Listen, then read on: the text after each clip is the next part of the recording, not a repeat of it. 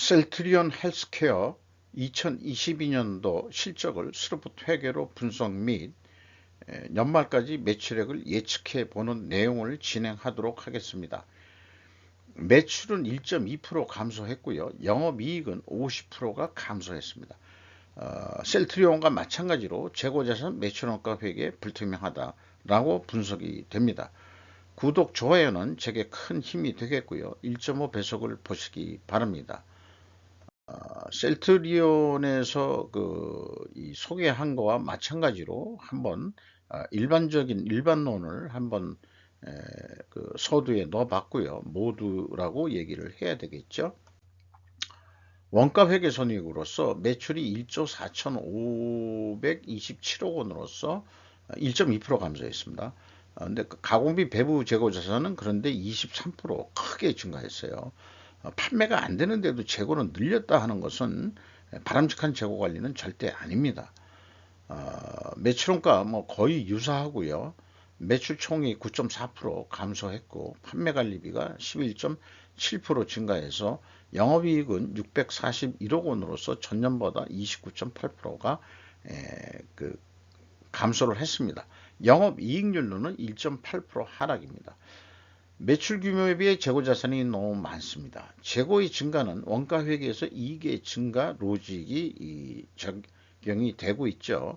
만약 재고가 감소한다면 영업이익은 더 크게 감소할 것입니다. 그래서 재고를 못 줄이고 있는 이유도 있지 않을까 이렇게 생각을 해요. 그게 원가 회계의 문제점인 거고요. 그 다음에 스루프 분석한 결과를 말씀드리면은 매출에 비례하는 매출 재료비는 0.5% 증가했습니다. 매출액은 감소했는데 매출 재료비는 증가했으므로 여기에서도 원재료 또는 이 회사는 셀트리온한테 물건을 가져오면 반제품으로 잡고 있습니다. 반제품 매입 가격이 크게 상승했을 거로 그렇게 판단이 됩니다. 스루프 8.2%로 내려갔고요. 스루프율로는 1.4% 하락을 했습니다. 운영비용이 11.3% 증가했어요. 그래서 TOE 생산성 내려갔고 영업이익은 447억 원으로서 원가회계 영업이익보다 무려 195억 원이 적은 수치입니다. 이것이 가공비 배부 재고자산이 크게 증가했기 때문입니다. 재고자산 내역을 보면은 WCAI 가공비 배부 재고자산이 2,648억 원이 증가했습니다. 반제품 셀트리온에서 매입한 가격 수량이 크게 늘었죠. 물론 그 셀트리온을 미리 분석했기 때문에 가져온 물건에 대한 대금 지급은 매우 한 8개월 정도 걸려서 돈을 주고 있죠. 그렇게 느리게 돈을 주고 있습니다. 그래서 생각해 보는 게 그거죠. 이 반제품이 1조 한 4천억 가량이나 다시 늘었는데 1조 원까지 내렸다가 반제품을 줄이지 못하고 지속적으로 증가시키는 이유가 무엇이냐, 이렇게 좀 질문을 던져보고 싶어요. 비용의 성격적 분류 내용에서 그 ABC로 표현되어 있습니다. 재고자산의 변동, 반제품 매입액이 1조 4천억 원 매입을 했고 상품 매입액 458억 원 매입을 했습니다. 반제품 매입액이 35.1%나 크게 증가했어요. 결과론적으로 그 MC 매출원가 재료비는 1% 감소한 거로 그렇게 나오고 운영비용은 11.3%가 증가했습니다.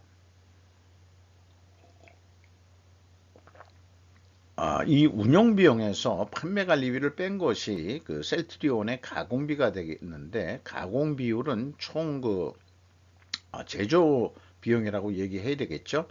7%, 그 0.5% 하락을 했습니다.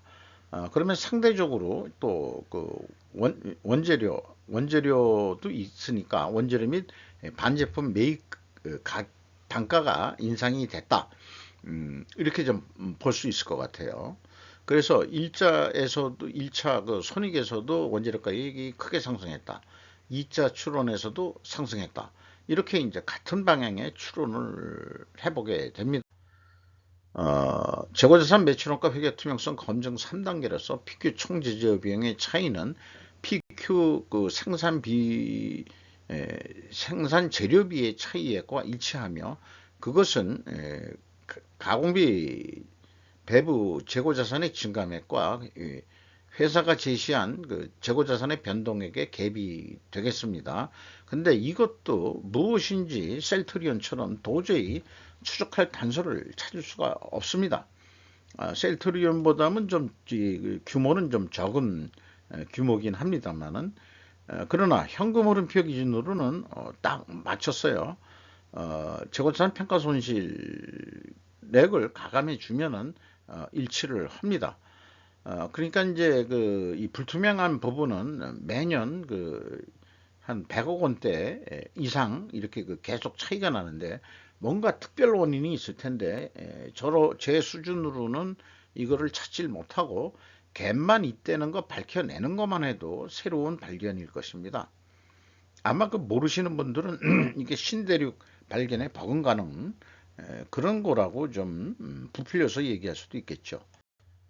운영비용으로서 인건비가 330억이 집행이 됐는데 전년보다 6.8% 금액은 감소했습니다. 그리고 직원 수는 2명이 증가했어요. 2명밖에 증가를 안 했는데 인당 평균 임금은 2억 2,400만 원으로서 8% 감소한 거로 되어 있습니다. 이게 이제 이 제조 기업이라기보다도 이 147명이면은 주로 말하자면은 유통업 셀트리온의 어떤 이 판매 부서가 독립된 거 아니냐 이런 식으로 생각해 볼 수 있지 않을까 이렇게 생각을 합니다. 인당 평균 매출액도 줄었고요. 그 다음에 지급 수수료는 10.8% 증가했습니다. 경영평가 지표로 와서 재고 회전율은 떨어졌고요. 그 다음에 이 스루픈율도 떨어졌습니다. 이렇게 분석 경험상 동일 방향의 하락이면은 투명회계 가정을 합니다. 투명회계도 입증을 해야 되는데 원재료 또는 반제품 매입 가격이 상승하고 그 다음에 판매 가격 하락으로 입증해야 됩니다. 이 원재료나 반제품 가격 매입 가격 상승은 1, 2차 추론과 같이 이 입증 추론도 똑같은 추론이 나오죠. 다만 판매 가격은 인상이 됐어야 되는데 아마 또 회사로서는 밝히질 않고 있으니까 확인할 길은 또 없겠습니다. 그리고 또한 재고 회전율은 필연적으로 존재할 다른 입증 투명성 입증 자료로는 수량으로 회전율을 구해서 한번 이 스룹과 비교를 해봐야 된다. 이렇게 좀 표현할 수 있겠습니다. 나머지 것들은 참고해 주시고요. 매출채권 수금 속도 이쪽도 매우 느리네요. 셀트리온한테 돈 대금 주는 속도도 매우 느리지만은 자신들도 이 판매해가지고 고객사로부터 수금하는 게 매우 느린데 이게 2020년에 비해서 매우 느려졌다 한다면은 아까도 얘기했지만은 일반 분식회계를 하는 기업인 경우에 이렇게 이거 악성 채권이 늘어난다고 보통 표현하거든요. 그러면 여기에 또 허위 매출 같은 게 있는 게 아니냐 이렇게 이제 또 의심을 사게 됩니다. 매입 채무에 대한 지급 속도도 꽤 떨어졌죠. 네, 이런 상황이네요. 현금 재무지표로서 캐펙스 자본적 투자는 없고요. 종속기업 비율 좀 크게 없습니다. 또한 EAT 세후 현금 순이익은 1,553억 원으로서 현금 수익률은 7.9% 전년보다 0.8% 하락을 했습니다. 채권자 잉여 현금 흐름은 큰 건 없는데 이게 지급이자만 있고 그 다음에 이자 부채 레버리지율은 거의 빚은 안 내고 쓰고 있는 거로 그렇게 나오네요. 주주잉여 현금은 1184억 원으로서 그 내역은 다음 장에 말씀드리는 거로 하고요. 거꾸로 마이너스로 이렇게 2개년도 연속은 주주의 돈이 더 들어왔다.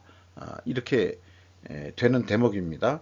그리고 FEM 최종 2,865억 원의 현금이 유입이 됐다.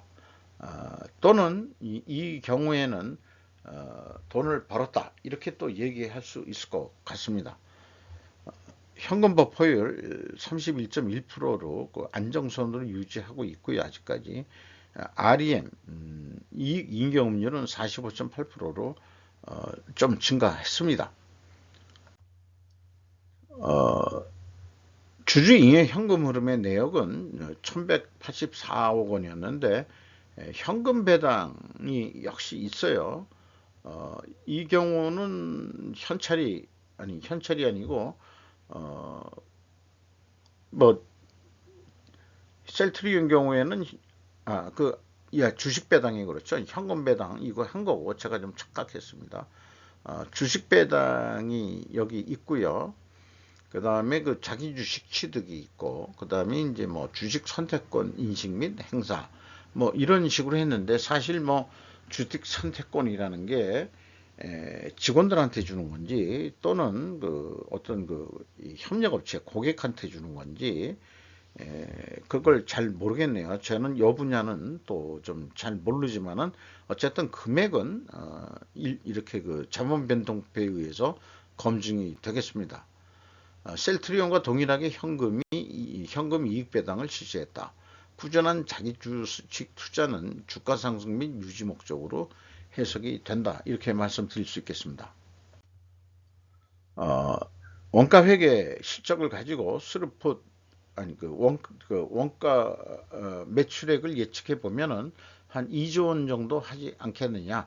그러면은 한 3,166억 원 늘어난다. 이 경우 재고가 20% 증가하는 거로 봤습니다. 근데 거꾸로 매출은 2조 원대로 확정한다 할 경우 재고를 좀 20% 줄이자. 어떤 형태로든 줄이는데 성공한다 그러면은 줄이면은 영업이익은 크게 내려가게 되어 있습니다. 이것이 이제 원가 회계가 문제가 있다 하는 것을 또 말씀드리는 거죠. 그래서 전에 계속 한 소개를 했던 내용을 다시 한번 리바이브를 하는데 왼쪽이 원가 회계 문제점을 좀 간명하게 표현한 거고 대안으로서 스루포트 회계를 말씀을 드리는 겁니다. 스루포트 회계 기준으로 예측을 해보면은 이 C플랜은 운영비용 중심으로 예측해 보는 거고요. 그게 이제 1조 5,888억 원이 되겠고요. 오른쪽은 재료비 기준으로 고려를 해본 건데 이것은 실적 그대로 뭐 올라갈 거다 해서 한 게 아니고 원가 회계에서 좀 나온 거하고 그 다음에 이제 그 C 손익분기점 플랜으로 뽑은 거하고 크게 그 차이가 나지 않을 수 있는 데가 어디까지냐 해가지고 뽑아 보는 게 되겠습니다. 일단 그렇게 뽑아 봤는데도 불구하고 1%뿐이 증가를 안 한다고 봤어요. 그럼 이렇게 그 지한가가 나오게 되고 그러나 버는 이 슬프슨 더 좀 높게 나온다 이렇게 좀 볼 수 있겠습니다. 그래서 그 제한을 그 1조 4,677억 원, 1조 4,672억 원 정도 나오는데 계약이 1조 4,500억이 된다 그러면은 영업이익은 2,370억 원 영업이익이 나는 것으로 그렇게 예측이 됩니다. 이게 목이 타네요. 그러면은 남는 돈이 없으니 재고 회전을 그 1년에 2회전 한다면 6개월에 한 회전하는 거예요. 하도 재고가 많아가지고 회전율이 엄청 낮죠. 그렇게 되면은 한 3조 1,085억 원 정도 매출액을 하면은 29만 아니 2,964억 원의 영업이익을 낼 수 있다. 이렇게 볼 수 있겠습니다. 그리고 그 PQ가 아니고요. 원가 회계 기준의 이 판매 가격하고 슬로퍼스 회계 기준의 판매 가격의 갭이 너무나 크긴 합니다만은 나온 데이터를 가지고 최선을 다해도 이 정도 선밖에는 안 나온다. 그런 말씀을 드리면서 떠날 수 있게 됐네요. 주가를 보면은 77,000원으로서 2021년 말보다 2년 말보다 12,700원 그 상승했고요. 장복 가격 대비 53.4%로 증가했습니다. 그 다음에 그 셀트리온 홀딩스가 24.27% 회장님이 쓰라고 했다 해가지고 뭐 저건 어떻든지 간에 홀딩스 그러니까 그 개인 그 홀딩스의 그 개인 지분율이 거의 100% 가지고 있으니까 여기에는 한 뭐 4분의 1 정도 25% 이렇게 정도 투자가 되어 있습니다. 외국인으로서는 JP 모간이 16.39% 지분을 소유하고 있습니다. 이상 셀트리온 헬스케어도 분석을 해봤습니다만은 두 회사 모두 회계 투명성이 재고자산 매출원가 투명성이 매우 미흡하고 불투명하다 라고 말씀드리면서 따라서 현재 나와 있는 성과들은 상당히 그 실제보다 왜곡되어 있는 성과일 수 있다 라고 말씀드리면서 마치도록 하겠습니다.